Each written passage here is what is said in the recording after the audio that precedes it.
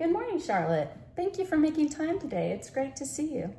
Yeah, of course. It's good to see you too. It's just, I don't really have a choice but to make time for this. I'm forced to do it if I want to be fully licensed, right? It's never ending, isn't it? Just when you think you're finished, there's even more.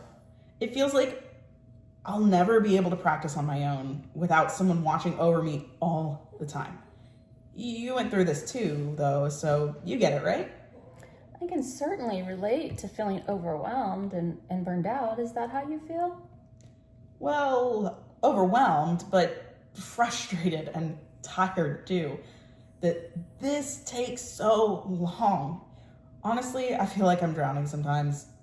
Really excited to be done with school and working on my associate hours, but geez.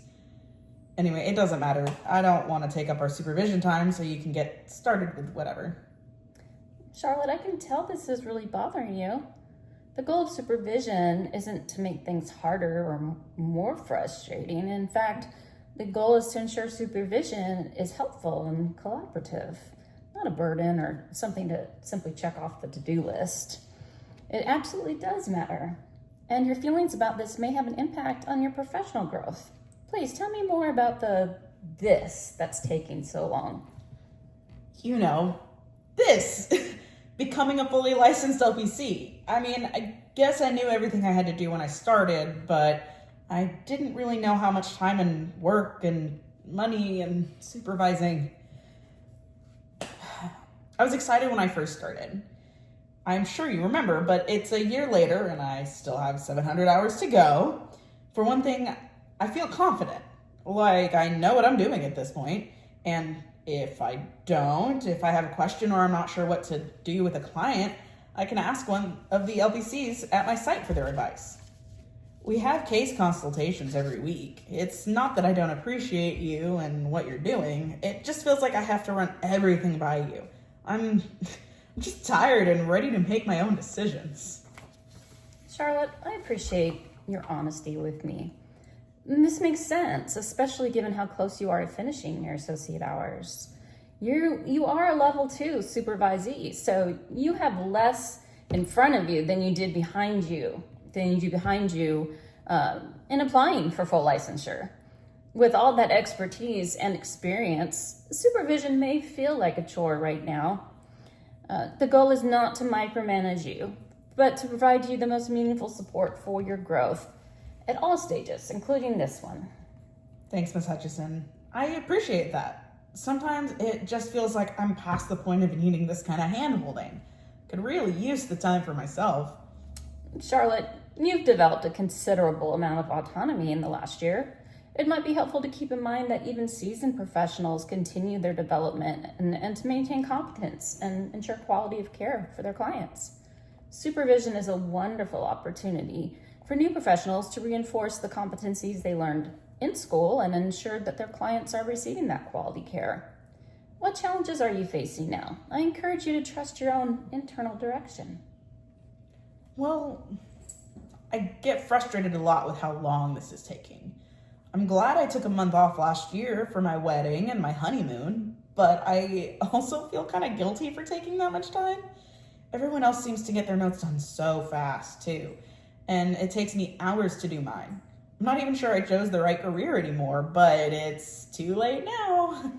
It's like I don't even have an internal direction. I don't know which way to go. That does sound frustrating. I hear you saying that you don't know which way to go, but if you did, what actions might you take? Well, I guess the first thing I would do is stop complaining and actually do something. I know my emotions can get pretty intense when I'm stressed, and it helps to talk to someone.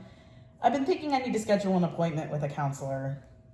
Great. So making an appointment with a counselor sounds like the first action. What would you do next if you did know what to do? Well, there are lots of resources and information for documentation. I haven't checked out yet, so I would look at that and maybe ask other people what they do. I would remind myself to have more self-compassion because this is a skill I'm still learning. Awesome. So first step is stop complaining.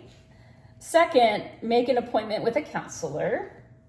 Third, check out helpful information for improving note-taking skills. Anything else? I would decide each week, maybe Sunday evenings, what I need the most help with during supervision. Then email you so you'll know in advance. Charlotte, these sound like great steps and in a good direction. Tell me, how will you implement these steps? Thanks, Ms. Hutchison. I'm going to schedule an appointment with my old counselor as soon as we're done with supervision.